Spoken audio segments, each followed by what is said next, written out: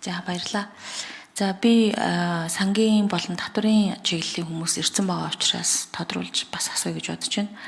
За манай улсад одоо байгаа үндсэн шгшээ баг, ерөн шгшээ баг, за мөн спортын холбоод яаж үүсгэн байгуулж бүртгэлж авдаг юм бэ гэдэг процессыг сонирхож байна. Яагаад бол хүмүүс хин дуртай холбоо байгуулад тэгээд ингээд орчдөг юм уу, яаж бүртгэдэг гэдэг асуудал. За хоёрдугаарт нь тусгай сан буюу спортын сангаас яаж дэмжлэг авдаг юм. Одоо жишээлбэл нэг холбоо байгуулад нэг шгшээ баг бүртлээ гэхэд тэр санхүүгийн дэмжлэг авдаг процессыг жоохон ойлгомжтой тайлбарлаад өгөөч гэдгийг бас тодруулмаар байна. Өөрөөр хэлбэл спортын холбоо бүртгүүлэх замнал юу нь ямар шаардлага тавьдаг, ямар дүрм журамтай байдгийг гэдгийг тодруулмаар байна. За 3 дугаарт нь спортын одоо сангийн зарцуулалтыг харах юм бол илүү тэмцээн уралдаан руу чиглэж гин үү? Эсвэл нийтийн биеийн тамирыг дэмжих агуулгаар яваад байна уу? Өөрөөр хэлбэл спорт гэдгээ ер нь одоо юу гэж ойлгоод байна те? Ер нь улсаа сурталчлах агуулга гэж ойлгоод юм уу? Эсвэл хүмүүсийг эрүүл мэндийн хувьд илүү идэвхтэй одоо альва зүйлээс өөрийгөө өвчнөөс өршлөн сэргийлдэг тэр хөдөлгөөний талаас нь ойлгоод нү гэдэг ялгааг бид нар юу гэж харж байгааг харах хэрэгтэй байна. Тэгээд за мөн нэмэгдээд ер нь тэр одоо 1% зарцуулалтыг түрүүн дурднал л дээ. Тэрэн дээр би илүү тодруулмаар байгаа. Спортын хэсгийн зарцуулалт төр юу байна гэдэг задлаа.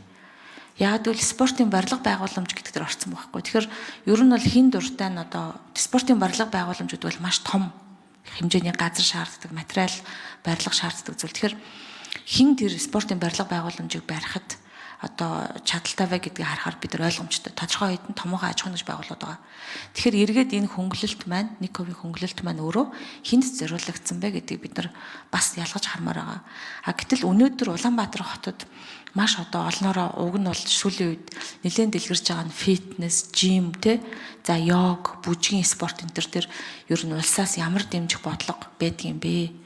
Одоо офис байдаг юм уу, төрөөс байдаг юм уу, татвар байдаг юм уу? Тэдний хувьд ер нь ямар санхүүгийн дэмжлэг байна вэ гэдэг зүйлүүдийг мэдээлэл аваад тэгээд би тодруулъя.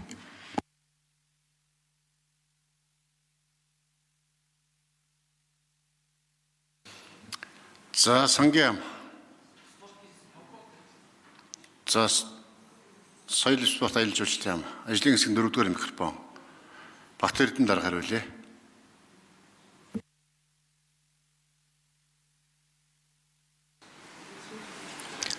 Саранжуулан гишүүний асуултанд хариулъя. Олимп болон Паралимпийн холбоонд бүртгэлтэй байгаа одоо бүртгэгдснээр үндэсний шгшээ багийн одоо бүрэлдэхүүн бүрддэг.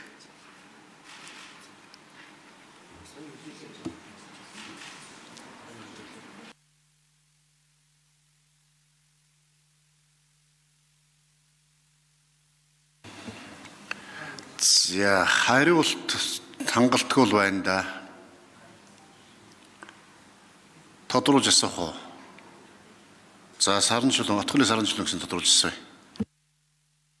Спортын сангаас яаж дэмжлэг авд юм бэ л гэж асуудаг байхгүй. Шгшээ баг болон спортын холбоод яаж дэмжлэг авд юм. За олимпиад бүртгэлтэй болохын тулд ямар замыг дамждаг юм бэ гэдгийг бас тодруулаад байгаа байхгүй. Өөрөөр хэлбэл одоо спорт ч маш их одоо глобал болж байна.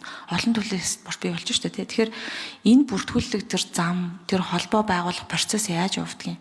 За бүртгүүлээд байгууллаа гэхэд спортын сангаас яаж дэмжлэг авдаг юм бэ гэдгийг тодруулмаар байгаа байхгүй. Тэр процессын тайлбарлаад өгөөч. За 4-р микро ажлын хэсгийн. Бэн тамир спортын улсын ороо бэлэгт. За спортыг дэмжих сан бол соёл спорт аялал жуулчлал залуучуудын сайдын баталсан журмаар санхүүжүүлэн. За сүүлийн жилүүдэд бол улсын төсвөөр спортыг дэмжих сан дээр төсөв байхгүй учраас санхүүжүүлээгүй ийм байдалтай байгаа. Шгшээ баг бүрдүүлэхдээ бол Монголын үндэсний олимпийн хороонд бүртгэлтэй спортын холбоод Монголын Паралимпийн хороонд бүртгэлтэй спортын холбооттой бид бүхэн гэрээ байгуулж санхүүжүүлдэг. Энэ бэн тамир спортын тухай хуулийн 10 дугаар зүйл зааснаар шалгуур үзүүлэлт гэж сайдын баталсан шалгуур үзүүлэлтийн дагуу санхүүжүүлдэг байгаа. Олимпийн хороо, олон улсын олимпийн хороо, олон улсын паралимпийн хороо бол Монгол улсад ганц төлөөлөх байгууллага нь Монголын үндэсний олимпийн хороо, Монголын үндэсний паралимпийн хороо хоёр байдаг учраас ийм зохицуулалттай байдаг. За Таны Саранчлан гүшүүн тодруулж асууя. За 1% татварын асуудлыг ярьсан тий. Тэгэхээр түрүү нөгөө жагсаалт гаргасан шүү дээ. 1% татварын хөнгөлөлтөөр спортод зориулж мөнгө гарсан байна. Маш сайн яриг. За одоо тэр мөнгөө хэдүүлээ ангилж агаад ямар чиглэлд гарсан юм бэ? Тэмцээн уралдаан байсан юм уу? Барилга байшин барьсан юм уу? Тэ эсвэл одоо нийтийн биеийн тамирыг дэмжих агуулгатай байсан юм уу гэдгийг хэдүүлээ тодруулж харах хэрэгтэй болоод байна. Яагаад би ингэж асууж байгаа вэ гэхээр бид нар биеийн тамир спортыг дэмжинэ гэдэг бодлоготой мөртлөө тамирчдыг дэмждэг байхгүй юу? Би тэрийг үүсгээгөө. Гэхдээ нийтийн биеийн тамирыг дэмжинэ гэдэг чинь спорт дэмжинэ гэдэг чинь зөвхөн тамирчин тэмцээн уралдаанд явах асуудал биш байхгүй юу? Хүн өдөр болгон 7 хоногт 1-2 3 удаа дасгал хийх, эрүүл байх асуудал байгаа. Нийгэмших асуудал байгаа, сэргэнсэх асуудал байгаа. Тэр энийг бид нар ер нь биеийн тамир гэж хард юм уугүй юу? Одоо байгаа жим, йог гэх төвүүдэд ер нь татвар санхүүгийн дэмжлэг байна уугүй юу гэдгийг бас тодруулах гэдэг шүү дээ. Энийг бас нэмээд хариулах хэрэгтэй байна. За эндрийн 4-р микрофон ажлын хэсэг хариулъя.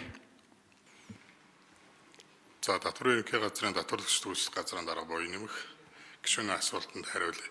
Тэгэхээр 22/9/6-тай холбоотой би энэ түрүү нэгдсэн дүнгийг хэлсэн. За энэ дотроо ингээд спортын төрөл, спортын барилга байгуулах, соёлын үеийг хамгаалах гэдэг ингээд байгаа. Тэгэхээр таны хэлсэн асуусан юм дээр спортын төрлийг дэмжихдээ өнөөдөр 132 аж ахуй нэгж 24.6 тэрбум яг энэ дотроо. За спортын барилга байгуулагч дээр 20 аж ахуй нэгж 26.7 тэрбум төгрөг байна. За дотор нь спортын төрлийн үзэх юм бол олимпийн одоо хууль тогтоомж заасан шаардлагын хүрээнд олимпийн спортын төрлийн багт байгаа ийм асуудлаар л хөнгөлөлтийг тайлбар ирүүлж байгаа.